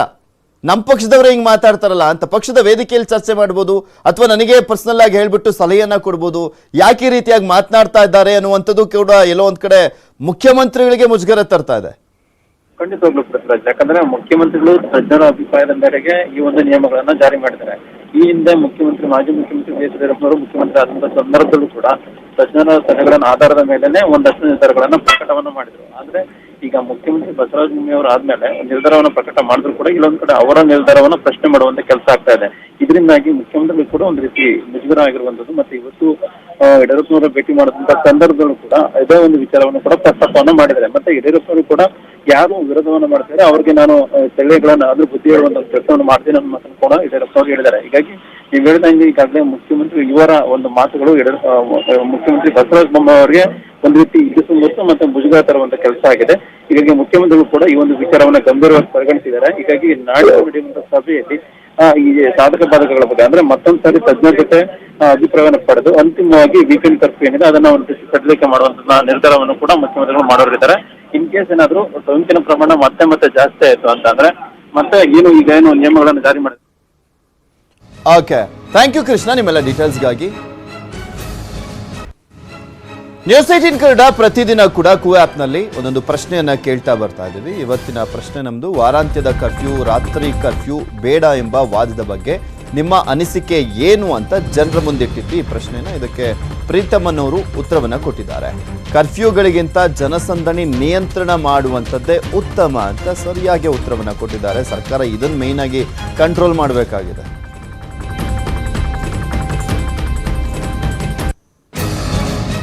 ಜನರ ಅನುಕೂಲಕ್ಕೆ ತಕ್ಕಂತೆ ಸೂಕ್ತ ಕ್ರಮವನ್ನ ಕೈಗೊಳ್ತೀವಿ. ಮಾಸ್ಕ್ ದಂಡ ಹಾಕುವಂಥದ್ದು ಹೆಚ್ಚಾಗುತ್ತೆ, ದಂಡದ ಮೊತ್ತ ಹೆಚ್ಚಾಗಲ್ಲ ಅಂತ ಹೇಳಿದ್ದಾರೆ ಬಿಬಿಎಂಪಿ ಕಮಿಷನರ್. ಜನಪರ ರೂಲ್ಸ್ಗಳ ಬಗ್ಗೆ ಸುಳಿವನ್ನ ನೀಡಿದ್ದಾರೆ ಬಿಬಿಎಂಪಿ ಮುಖ್ಯ ಆಯುಕ್ತ ಗೌರವ್ ಗುಪ್ತಾ ಅವರು.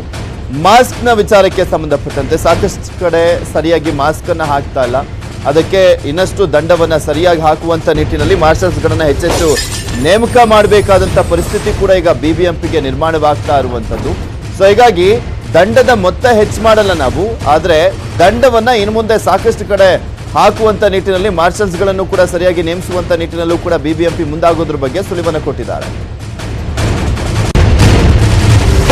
ನೋಡಿ, ಬಿಬಿಎಂಪಿ ಏನಾಗಿದೆ, ನಾವು ಕೆಳಮಟ್ಟದಲ್ಲಿ ಇರ್ತಕ್ಕಂತಹ ಜನರ ಹತ್ತಿರ ಇರ್ತಕ್ಕಂತಹ ಒಂದು ಸಂಸ್ಥೆ. ನಮ್ಮ ಉದ್ದೇಶ ಏನಾಗಿದೆ, ಈ ಮಹಾಮಾರಿಗೆ ತಕ್ಕಂತೆ ಪ್ಯಾಂಡಮಿಕ್ಗೆ ತಕ್ಕಂತೆ ಏನೇನೋ ಕ್ರಮವನ್ನು ಕೈಗೊಳ್ಳಬೇಕು, ಅದನ್ನು ಮಹಾನಗರ ಪಾಲಿಕೆ ವತಿಯಿಂದಲೇ ನಾವು ತೆಗೆದುಕೊಳ್ಬೇಕು. ಬರ್ತಕ್ಕಂಥ ದಿನಗಳಲ್ಲಿ ಸರ್ಕಾರ ಮಟ್ಟದಲ್ಲಿ ಏನೇನೋ ತೀರ್ಮಾನಗಳು ಆಗ್ತದೆ, ಅದನ್ನು ಅನುಷ್ಠಾನಗೊಳಿಸ್ತಕ್ಕಂಥದ್ದು ನಮ್ಮವರು ಮಾಡ್ತಾರೆ. ಅದನ್ನು ಮೇಲುಸ್ತುವಾರಿ ಮಾಡ್ತಕ್ಕಂಥದ್ದಕ್ಕೆ ಕಂಟ್ರೋಲ್ ರೂಮ್ಸ್ಗಳು ಕೂಡ ನಮ್ಮಲ್ಲಿ ಹೆಡ್ ಆಫೀಸ್ನಲ್ಲಿ ಇರ್ತಕ್ಕಂಥ ಕಂಟ್ರೋಲ್ ರೂಮ್ ಮತ್ತು ಝೋನಲ್ ಮಟ್ಟದಲ್ಲಿ ಇರ್ತಕ್ಕಂಥ ಕಂಟ್ರೋಲ್ ರೂಮ್ಸ್, ವಾರ್ ರೂಮ್ಸ್ಗಳು ಇದ್ದಾವೆ. ಈಗ ಅಸೆಂಬ್ಲಿ ಕಾನ್ಸ್ಟಿಟ್ಯೂನ್ಸಿ ಲೆವೆಲ್ನಲ್ಲಿ ಕೂಡ 27 ಕಂಟ್ರೋಲ್ ರೂಮ್ಸ್ಗಳನ್ನು ಸ್ಥಾಪನೆ ಮಾಡಿದ್ದೀವಿ. ಸೋಂಕನ್ನು ನಾವು ತಡೆಯೋದಾದರೆ ಒಂದು ಮಾಸ್ಕನ್ನು ಮುಂದುವರಿಸ್ಕೊಂಡು ಹೋಗಬೇಕು, ಏಕೆಂದರೆ ಸೋಂಕು ತಡೆಯೋದಕ್ಕೆ ಅದೊಂದೇ ಕಾರಣ, ಒಂದೇ ದಾರಿ, ಬೇರೆ ಏನಿಲ್ಲ. ಎರಡನೇದು, ಆದಷ್ಟು ಕ್ರೌಡೆಡ್ ಪ್ಲೇಸಸನ್ನು ಅವಾಯ್ಡ್ ಮಾಡಬೇಕು, ಕೋವಿಡ್ ಅಪ್ರೋಪ್ರಿಯೇಟ್ ಬಿಹೇವಿಯರನ್ನು ನಡ್ಸ್ಕೊಂಡು ಹೋಗಬೇಕು. ಅದರ ಬಗ್ಗೆ ಕಟ್ಟುನಿಟ್ಟಾಗಿ ಒಂದು ಆದೇಶವನ್ನು ನಾವು ಆಗಾಗ ಹೇಳ್ತಾ ಇದ್ದೀವಿ. ನಮ್ಮ ಅಧಿಕಾರಿಗಳು ಕೂಡ ಆ ದಿಕ್ಕಿನಲ್ಲಿ ಕ್ರಮ ಕೈಗೊಳ್ತಾ ಇದ್ದಾರೆ. ನಮ್ಮಲ್ಲಿರ್ತಕ್ಕಂಥ ಮಾರ್ಷಲ್ಸು, ಹೋಮ್ ಗಾರ್ಡ್ಸು ಕೂಡ ಆ ದಿಕ್ಕಿನಲ್ಲಿ ಕೆಲಸವನ್ನು ಮಾಡ್ತಾ ಇದ್ದಾರೆ. ಮತ್ತು ಯಾರ್ಯಾರು ಅದಕ್ಕೆ ವಯಲೇಷನ್ಸ್ ಮಾಡ್ತಾರೋ ಅವ್ರ ಮೇಲೆ ಬಹಳ ಕಠಿಣ ಕ್ರಮವನ್ನು ಕೈಗೊಳ್ಳುವಂತಕ್ಕಂಥದ್ದು ನಾವು ಮಾಡ್ತೀವಿ. ನೋಡಿ, ಬಿಬಿಎಂಪಿ ಏನಾಗಿದೆ, ನಾವು ಕೆಳಮಟ್ಟದಲ್ಲಿ ಇರ್ತಕ್ಕಂತಹ ಜನರ ಹತ್ತಿರ ಇರ್ತಕ್ಕಂತಹ ಒಂದು ಸಂಸ್ಥೆ. ನಮ್ಮ ಉದ್ದೇಶ ಏನಾಗಿದೆ, ಈ ಮಹಾಮಾರಿಗೆ ತಕ್ಕಂತೆ ಪ್ಯಾಂಡಮಿಕ್ಗೆ ತಕ್ಕಂತೆ ಏನೇನೋ ಕ್ರಮವನ್ನು ಕೈಗೊಳ್ಳಬೇಕು. ಅದನ್ನು ಇದೆಲ್ಲದ್ರ ಬಗ್ಗೆ ಮತ್ತಷ್ಟು ಡೀಟೇಲ್ಸ್ ಅನ್ನ ನೀಡ್ತಾರೆ ನಮ್ಮ ಪ್ರತಿನಿಧಿ ಆಶಿಕ್ ನೇರ ಸಂಪರ್ಕದಲ್ಲಿ ಜಾಯ್ನ್ ಆಗ್ತಾ ಇದ್ದಾರೆ. ಆಶಿಕ್, ಗಮನಿಸ್ತಾ ಇದೀವಿ ರಾಜ್ಯದಲ್ಲಿ ಯಾವ್ಯಾವ ರೀತಿಯಾಗಿ ಕ್ರಮವನ್ನ ಕೈಗೊಳ್ಳಬೇಕು ಅನ್ನೋದ್ರ ಬಗ್ಗೆ ಸರ್ಕಾರ ಕ್ರಮಗಳ ಬಗ್ಗೆ ಮಾರ್ಗಸೂಚಿಯನ್ನ ಬಿಡುಗಡೆ ಮಾಡ್ತಾ ಇದೆ. ಅದರ ಜೊತೆಗೆ ಬೆಂಗಳೂರಿಗೂ ಕೂಡ ಅಷ್ಟೇ. ಬಟ್ ಬೆಂಗಳೂರಿನಲ್ಲಿ ಮಿತಿಮೀರಿ ಸೋಂಕು ಬರ್ತಾನೆ ಇದೆ. ಒಂದ್ ಕಡೆ ಬಿಬಿಎಂಪಿ ಆಯುಕ್ತರು ಹೇಳ್ತಾರೆ ಸಾಕಷ್ಟು ಕ್ರಮಗಳನ್ನ ಕೈಗೊಂಡಿದ್ದೀವಿ ಅಂತಾನೂ ಕೂಡ ಹೇಳ್ತಾ ಇದ್ದಾರೆ. ಬಟ್ ಸೋಂಕು ನಿಯಂತ್ರಣಕ್ಕೆ ಬರ್ತಾ ಇಲ್ಲ. ವೀಕೆಂಡ್ ಕರ್ಫ್ಯೂ ಒಂದ್ ನೆಟ್ಟಕ್ಕೆ ಪಾಲನೆ ಆಗ್ತಾ ಇದೆ, ಬಿಟ್ರೆ ಇನ್ನೆಲ್ಲದೂ ಕೂಡ ಬ್ರೇಕ್ ಆಗ್ತಾ ಇದೆ.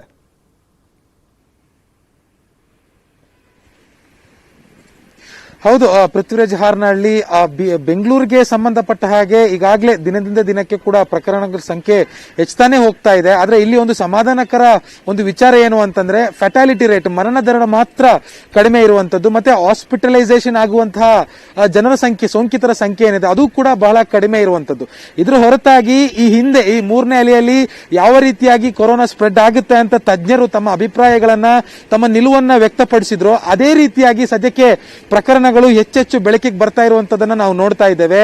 ಅಂದ್ರೆ ಈಗಾಗಲೇ 20,000 ದಾಟಿ, ಆ ಒಂದು ಗಡಿ ಏನಿತ್ತು 20,000, ಅದನ್ನು ದಾಟಿ ಬೆಂಗಳೂರಿನಲ್ಲಿ ಪ್ರತಿದಿನ ಸೋಂಕು ದಾಖಲಾಗ್ತಾ ಇರುವಂತದ್ದು. ಇದರ ಪ್ರಮಾಣ ಮತ್ತಷ್ಟು ಏರಿಕೆ ಆಗುವಂತ ಸಾಧ್ಯತೆ ಕೂಡ ಇರುವಂತದ್ದು. ಈಗಾಗಲೇ ICMR ತಜ್ಞರು ಕೂಡ ಹೇಳಿದ್ದಾರೆ. ಅಂದ್ರೆ ಪ್ರಮುಖವಾಗಿ ಬೆಂಗಳೂರು ಮಾತ್ರ ಅಲ್ಲ, ದೇಶದ ಮೆಟ್ರೋಪಾಲಿಟನ್ ಸಿಟಿಗಳು ಯಾವೆಲ್ಲ ಇದೆಯೋ ಅಲ್ಲಿನ ಜನಸಂಖ್ಯೆಗೆ ಅನುಗುಣವಾಗಿ ಸುಮಾರು 1 ಕೋಟಿ ಅಧಿಕ ಜನಸಂಖ್ಯೆ ಇರುವಂತಹ ಮೆಟ್ರೋಪಾಲಿಟನ್ ಸಿಟಿಗಳಲ್ಲಿ ಎಲ್ಲವೂ ಕೂಡ ಪ್ರತಿದಿನ 1,00,000ಕ್ಕೂ ಅಧಿಕ ಸೋಂಕಿತರು ಪತ್ತೆಯಾಗುವಂತಹ ಸಾಧ್ಯತೆಗಳು ಕೂಡ ಇದಾವೆ. ಆದ್ರೆ ಇದೇ ಸಂದರ್ಭದಲ್ಲಿ ಅಂದ್ರೆ ಸೋಂಕಿನ ತೀವ್ರತೆ, ಹರಡುವಂತ ಸ್ಪ್ರೆಡ್ ಆಗುವಂತ ಸ್ಪೀಡ್ ಜಾಸ್ತಿ ಆಗುತ್ತೆ ಹೊರತು ಯಾವುದೇ ರೀತಿಯಾದಂತಹ 2ನೇ ಅಲೆಯಲ್ಲಿ ನಾವೇನ್ ನೋಡಿದ್ವಿ ಸಾವು ನೋವುಗಳ ಒಂದು ದೃಶ್ಯಗಳನ್ನ, ಆ ರೀತಿಯಾದ ಯಾವುದೇ ಘಟನೆಗಳು ಇಲ್ಲಿ ಮರುಕಳಿಸಲ್ಲ ಅನ್ನುವಂಥದ್ದನ್ನು ಕೂಡ ಅವರು ಸ್ಪಷ್ಟಪಡಿಸಿದ್ರು. ಹಾಗಿದ್ರೂ ಕೂಡ ಒಂದಿಷ್ಟು ಕಠಿಣ ಕ್ರಮಗಳನ್ನ ಮತ್ತೆ ಬೇಕಾಗಿರುವಂತಹ ಪೂರ್ವ ಸಿದ್ಧತೆಗಳನ್ನ ಕೂಡ ಬಿಬಿಎಂಪಿ ಜೊತೆಗೆ ಆರೋಗ್ಯ ಇಲಾಖೆ, ಸರ್ಕಾರ ಎಲ್ಲರೂ ಕೂಡ ಸೇರಿ ತೆಗೆದುಕೊಳ್ಬೇಕಾಗುತ್ತೆ. ಈಗಾಗಲೇ ಒಂದು ಕಡೆಯಿಂದ ಬೇಕಾಗಿರುವಂತಹ ಬೆಡ್ಗಳ ವ್ಯವಸ್ಥೆ ಆಗ್ತಾ ಇದೆ. ಮತ್ತೆ ಬೆಂಗಳೂರಿನಲ್ಲಿ ಮಾತ್ರ ಸುಮಾರು 17-18ಕ್ಕಿಂತ ಹೆಚ್ಚಿನ ಆಕ್ಸಿಜನ್ ಪ್ಲಾಂಟ್ಗಳು ಸಿದ್ಧತೆಯಾಗಿದೆ. ಅದರಲ್ಲಿ 3-4 ಆಕ್ಸಿಜನ್ ಪ್ಲಾಂಟ್ಗಳು ಈಗ ಇನ್ನಂದ್ರೆ ಈ ಕ್ಷಣಕ್ಕೆ ಬೇಕಿದ್ರೆ ಅದರಿಂದ ಆಕ್ಸಿಜನ್ ಅನ್ನು ಉತ್ಪಾದನೆ ಮಾಡಿ ಜನರಿಗೆ ಬೇಕಾಗಿರುವಂತದ್ದು ಆಸ್ಪತ್ರೆಗಳಿಗೆ ಬೇಕಾಗಿರುವ ರೀತಿಯಲ್ಲಿ ಅವರ ಅಗತ್ಯತೆಗೆ ತಕ್ಕಂತೆ ಪೂರೈಕೆ ಮಾಡುವಂತಹ ಫೆಸಿಲಿಟಿಗಳು ಕೂಡ ಹೊಂದಿದೆ. ಜೊತೆಗೆ ಈ ಮಕ್ಕಳಿಗೆ ಇನ್ ಕೇಸ್ ಅಂದ್ರೆ 3ನೇ ಅಲೆಯ ಸಂದರ್ಭದಲ್ಲಿ 3ನೇ ಅಲೆ ಬರೋದಕ್ಕೂ ಮೊದಲು ತಜ್ಞರು ಒಂದು ಆಘಾತಕಾರಿ ಅಂಶವನ್ನ ನಮ್ಮ ಮುಂದೆ ಇಟ್ಟಿದ್ರು. ಅಂದ್ರೆ 3ನೇ ಅಲೆಯಲ್ಲಿ ಹೆಚ್ಚೆಚ್ಚು ಸೋಂಕು ಮಕ್ಕಳಿಗೆ ತಗಲುತ್ತೆ ಅನ್ನುವಂತ ಒಂದು ಆಘಾತಕಾರಿ ವಿಚಾರವನ್ನ ಹೇಳಿದ್ರು. ಆ ಸಂಬಂಧವಾಗಿ ಕೂಡ ಬಿಬಿಎಂಪಿ ಒಂದಿಷ್ಟು ಕ್ರಮಗಳನ್ನ ಈಗಾಗಲೇ ಕೈಗೊಂಡಿದೆ.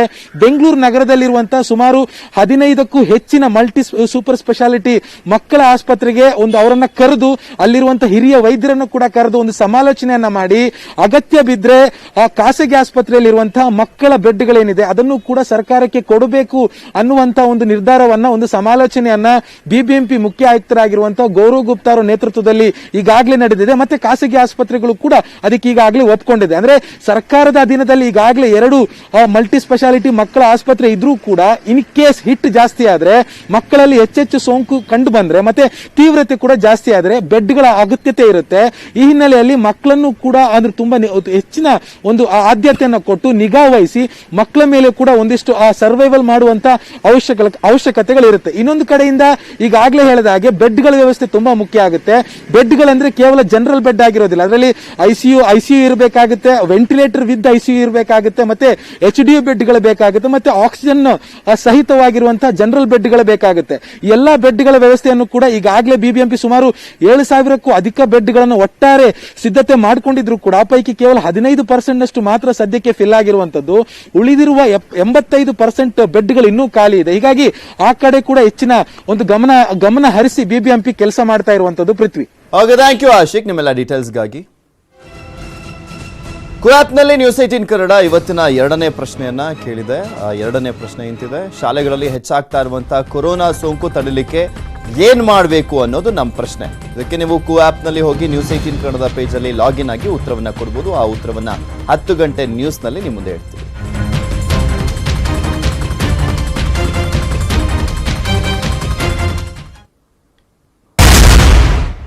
ವೀಕೆಂಡ್ ಕರ್ಫ್ಯೂ ವಿಚಾರಕ್ಕೆ ಸಂಬಂಧಪಟ್ಟಂತೆ ಈಗ ಆಲ್ರೆಡಿ ಸಾಕಷ್ಟು ಬಾರಿ ಹೋಟೆಲ್ ಮಾಲೀಕರು ಸಾಕಷ್ಟು ಆಕ್ರೋಶವನ್ನ ವ್ಯಕ್ತಪಡಿಸಿದ್ದಾರೆ. ರಾಜ್ಯ ಸರ್ಕಾರದಿಂದ ಸರ್ಕಾರದ ನಡೆಗೆ ಹೋಟೆಲ್ ಅಸೋಸಿಯೇಷನ್ ಅವರು ಆಕ್ಷೇಪವನ್ನ ವ್ಯಕ್ತಪಡಿಸ್ತಾನೆ ಇದ್ದಾರೆ. ಸರ್ಕಾರದ ಮೇಲೆ ಒತ್ತಡವನ್ನ ಹೇರುವಂತ ಕೆಲಸವನ್ನ ಕೂಡ ಮಾಡ್ತಾ ಇದ್ದಾರೆ. ಹೋಟೆಲ್ಗಳ ಮೇಲಿನ ನಿರ್ಬಂಧ ಸಡಿಲಿಕೆಗೆ ಮತ್ತೊಮ್ಮೆ ಆಗ್ರಹಿಸ್ತಾ ಇದ್ದಾರೆ.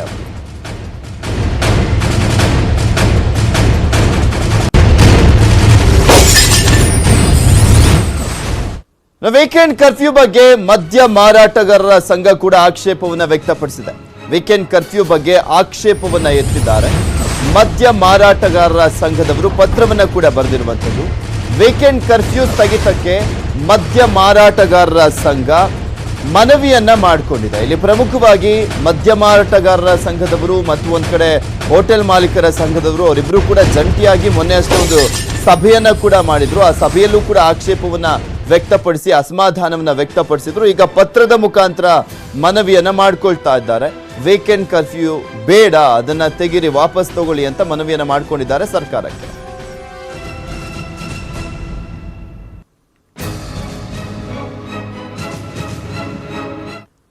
ವೀಕೆಂಡ್ ಕರ್ಫ್ಯೂ ತೆರವು ಸಾಧ್ಯತೆಯ ಹಿನ್ನೆಲೆಯಲ್ಲಿ ಶಾಲೆ ಆರಂಭಕ್ಕೂ ಕೂಡ ಅವಕಾಶವನ್ನ ನೀಡಲಿಕ್ಕೆ ಮನವಿಯನ್ನ ಮಾಡಿಕೊಳ್ಳಲಾಗ್ತಾ ಇದೆ. ಸರ್ಕಾರಕ್ಕೆ ಖಾಸಗಿ ಶಾಲೆ ಒಕ್ಕೂಟದಿಂದ ಮನವಿಯನ್ನ ಮಾಡಿಕೊಳ್ಳಲಾಗ್ತಾ ಇದೆ.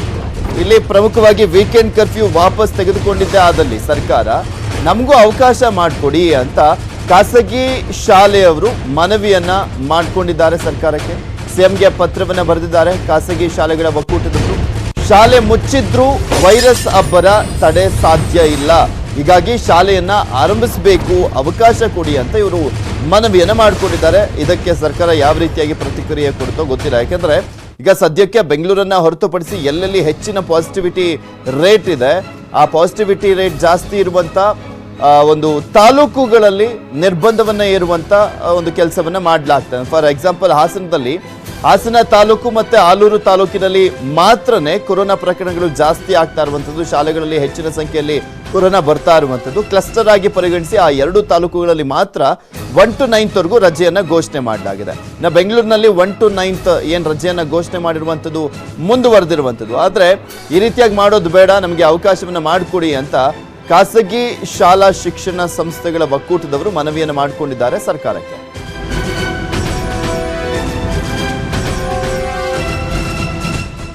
ವೀಕೆಂಡ್ ಕರ್ಫ್ಯೂ ವಾಪಸ್ ಪಡೆಯುವಂತೆ ಮನವಿಯನ್ನ ಮಾಡಲಾಗ್ತಾ ಇದೆ.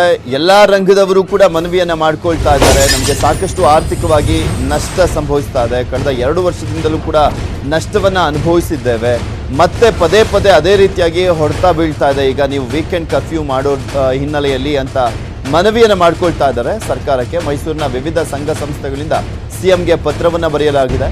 ಸಿಎಂ ಬಸವರಾಜ ಬೊಮ್ಮಾಯಿ ಅವರಿಗೆ ಮನವಿ ಪತ್ರವನ್ನ ಬರೆದಿದ್ದಾರೆ. ಮೈಸೂರು ಹೋಟೆಲ್ ಮಾಲೀಕರ ಸಂಘದವರು, ಮೈಸೂರು ಸಂಘ ಸಂಸ್ಥೆಗಳ ಒಕ್ಕೂಟ, ಕರ್ನಾಟಕ ಟೂರಿಸಂ ಸೊಸೈಟಿಯಿಂದಲೂ ಕೂಡ ಮನವಿಯನ್ನ ಮಾಡಿಕೊಳ್ಳಲಾಗಿದೆ. ಸಿಎಂ ಬಸವರಾಜ ಬೊಮ್ಮಾಯಿ ಅವರನ್ನ ಭೇಟಿಯಾಗಿ ಮನವಿ ಪತ್ರವನ್ನ ನೀಡಲಿದ್ದಾರೆ ಉದ್ಯಮಿಗಳು. ಇದೇ ಒಂದು ವಿಚಾರಕ್ಕೆ ಸಂಬಂಧಪಟ್ಟಂತೆ ವೀಕೆಂಡ್ ಕರ್ಫ್ಯೂನ್ನ ವಾಪಸ್ ತಗೊಳ್ಳಿ ಅಂತ ಖುದ್ದಾಗಿ ಅವರನ್ನೇ ಭೇಟಿಯಾಗಿ ಮನವಿಯನ್ನ ಮಾಡಿಕೊಳ್ಳಿದ್ದಾರೆ.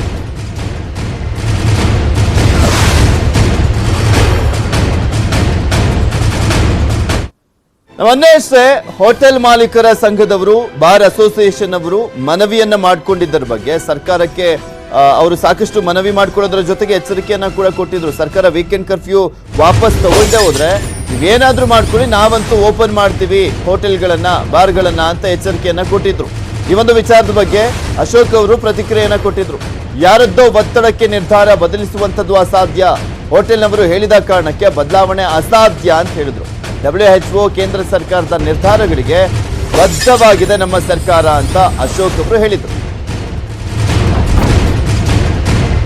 ತಜ್ಞರ ಎಲ್ಲ ಅಭಿಪ್ರಾಯ ಇವತ್ತು ಮೋಸ್ಟ್ಲಿ 25ನೇ ತಾರೀಕು ಅಥವಾ 26ನೇ ತಾರೀಕಿಗೆ ಇದು ಪೀಕ್ ಹೋಗುತ್ತೆ ಅಂತ.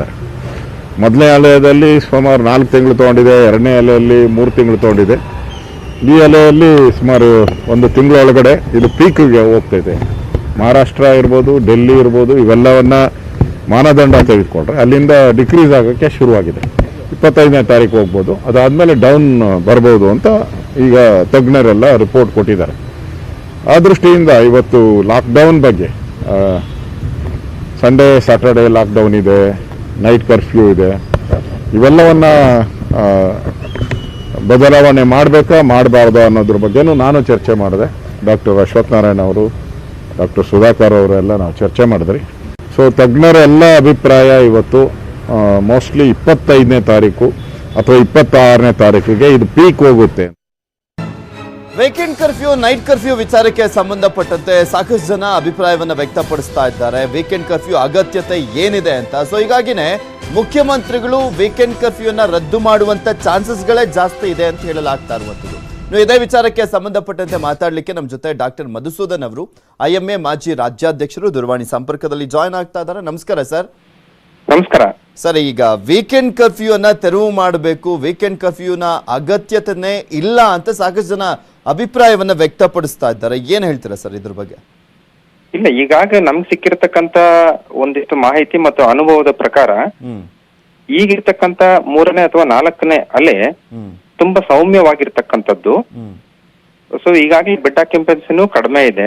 ಸೀರಿಯಸ್ ಆಗ್ತಕ್ಕಂತ, ಗಂಭೀರ ಸ್ವರೂಪ ಪಡೆದುಕೊಳ್ತಕ್ಕಂತ ಒಂದಿಷ್ಟು ಅಂಶಗಳು ನಮ್ಗೆ ಕಾಣ್ತಾ ಇಲ್ಲ.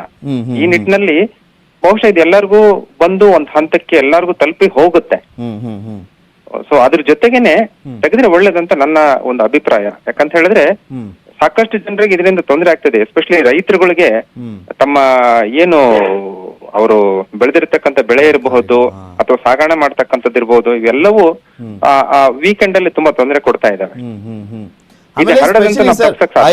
5 ದಿನ ಜಾತ್ರೆ ಮಾಡಕ್ ಬಿಟ್ಬಿಟ್ಟು ಲಾಸ್ಟ್ 2 ದಿನ ನೀವು ಕಂಟ್ರೋಲ್ ಮಾಡ್ತೀವಿ, ಕೊರೋನಾ ಅವತ್ ಮಾತ್ರ ಸೈಲೆಂಟ್ ಆಗಿರುತ್ತೆ ಅನ್ನುವಂಥದ್ದು ಅದ್ ಯಾವ ರೀತಿಯಾಗಿ ವೈಜ್ಞಾನಿಕವಾದಂತ ಚಿಂತನೆ ಅನ್ನುವಂತ ಪ್ರಶ್ನೆಗಳು ಸಾಕಷ್ಟು ಜನ ವೈದ್ಯರುಗಳೇ ತಮ್ಮ ಅಭಿಪ್ರಾಯವನ್ನ ವ್ಯಕ್ತಪಡಿಸಿದ್ದಾರೆ ಇದ್ರ ಬಗ್ಗೆ. ಹೌದು, ಇದರಲ್ಲಿ ಯಾಕೆ ಅಂತ ಹೇಳಿದ್ರೆ ನಾವು ಸಾರ್ವಜನಿಕರು ಸ್ವಲ್ಪ ಜವಾಬ್ದಾರಿಯಿಂದ ವರ್ತನೆ ಮಾಡಬೇಕು. ನಮ್ಮ ಹಕ್ಕುಗಳ ಜೊತೆಗೆ ನಮ್ಮ ಕರ್ತವ್ಯಗಳನ್ನ ನಾವು ನೆನ್ಪು ಮಾಡ್ಕೋಬೇಕು. ಹಾಗಾದಾಗ ಮಾತ್ರ ಇದನ್ನ ನಾವು ನಿಯಂತ್ರಣ ಮಾಡಕ್ ಸಾಧ್ಯ. ವೀಕೆಂಡ್ ಕರ್ಫ್ಯೂ ತೆಗೆದ್ರೇನೆ ಒಳ್ಳೇದು ಅನ್ನೋದು ನಿಮ್ಮ ಅಭಿಪ್ರಾಯ. ಹೌದು. ಯಾಕಂದ್ರೆ ಹ್ಮ್ ಈ ಎಲ್ಲಾ ಚಟುವಟಿಕೆಗಳು ನಾವು ನಿರಂತರವಾಗಿ ನಾವು ಜವಾಬ್ದಾರಿಯುತವಾಗಿ ಮಾಡ್ಲೇಬೇಕಾಗುತ್ತೆ. ನೀವು ಹೇಳಿದ ಹಾಗೆ 5 ದಿನ ನಾವು ಎಲ್ಲಾ ಕೆಲಸಗಳನ್ನ 2 ದಿನದಲ್ಲಿ ಮಾಡ್ತಕ್ಕಂಥದ್ದನ್ನ ಮೊದಲೇ ಮಾಡಿದ್ರೆ ಈ ಕ್ರೌಡಿಂಗ್ ಅಥವಾ ಸಾಮೂಹಿಕವಾಗಿ ಎಲ್ಲರೂ ಸೇರ್ತಕ್ಕಂಥದ್ದು, ಸಾಮಾಜಿಕ ಅಂತರವನ್ನ ಕಾಪಾಡದೇ ಇರತಕ್ಕಂಥದ್ದು ಇವೆಲ್ಲವೂ ಸಾಧ್ಯ ಆಗಲ್ಲ. Okay thank you sir, news 18 ಜೊತೆ ಮಾತನಾಡಿದಕ್ಕೆ.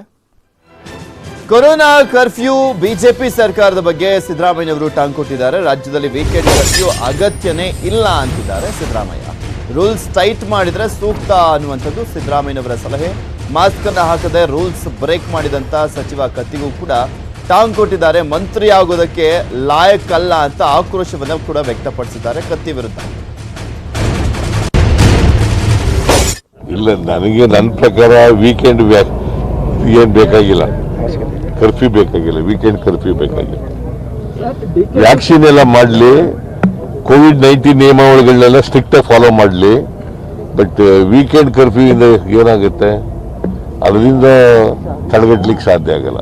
ಇಲ್ಲ, ಮಾಸ್ಕ್ ಹಾಕೊಳ್ಳೋದು ಅವ್ರವ್ರು ಹಾಕಿ, ಒಬ್ಬ ಮಂತ್ರಿಯಾಗಿ ಮಾಸ್ಕ್ ಹಾಕೊಳ್ಳೋದು ಬಿಟ್ಬಿಡಿ, ಅದನ್ನ ಕಡ್ಡಾಯ ಮಾಡಕ್ ಹೋಗ್ಬಿಡಿ. ಇಷ್ಟ ಬಂದವ್ರು ಹಾಕೋತಾರೆ, ಇಷ್ಟ ಬಂದಿದ್ದವ್ರು ಹಾಕೊಳ್ಳೋದಿಲ್ಲ, ಅದಕ್ಕೆ ಒತ್ತಾಯ ಮಾಡಬೇಡಿ ಅಂತ ಹೇಳಿದ್ರೆ ಇವ್ರು ಮಂತ್ರಿಯಾಗಿರ್ಲಿಕ್ಕೆ ಲಾಯಕ? ಇವ್ರು ಸರ್ಕಾರ ನಡೆಸಲಿಕ್ಕೆ ಇವ್ರಿಗೆ ಯೋಗ್ಯತೆ ಇದೆಯಾ? ಹಂಗೆ ಯಾಕೆ ಮಾಸ್ಕ್ ಯಾಕೆ ಹಾಕಬೇಕು? ಬೇರೆಯವರೆಲ್ಲ ಯಾಕೆ ಹಾಕ್ಬೇಕು? ಮಂತ್ರಿ ಹಾಕಲ್ಲ ಅಂದಮೇಲೆ ಬೇರೆಯವರೆಲ್ಲ ಯಾಕೆ ಹಾಕ್ಬೇಕು? ಅವ್ರಿಗೆ ಬೇರೆಯವ್ರಿಗೆಲ್ಲ ಫೈನ್ ಹಾಕ್ತಾರೆ, ಕೇಸ್ ಹಾಕ್ತಾರೆ. ಈ ಮಂತ್ರಿ ಮೇಲೆ ಕೇಸ್ ಹಾಕ್ಬೇಕಾ ಬೇಡ? ಅವ್ರಿಗೆ ಸಿಂಗಲ್ ಸ್ಟ್ಯಾಂಡರ್ಡ್ ಇದೆ. ಬಿಜೆಪಿಯವರು ಯಾವಾಗಲೂ ಹೇಳೋದೊಂದು ಮಾಡೋದೊಂದು ಮಾಡ್ತಾರೆ. ಇವತ್ತೇನಾದರೂ ಕೊರೋನಾ ಉಲ್ಲಂಘನೆ ಆಗಿದ್ರೆ ಬಿಜೆಪಿಯವರಿಂದ ಜಾಸ್ತಿ ಉಲ್ಲಂಘನೆ ಆಗಿರೋದು. ಕೋವಿಡ್-19 ನಿಯಮಾವಳಿಗಳು ಉಲ್ಲಂಘನೆ ಆಗಿದ್ರೆ ಬಿಜೆಪಿಯವರಿಂದ ಉಲ್ಲಂಘನೆ ಆಗಿರೋದು. ಬಿಜೆಪಿಯವರು ಯಾವಾಗಲೂ ಡಬಲ್ ಸ್ಟ್ಯಾಂಡರ್ಡ್ನವ್ರೆ.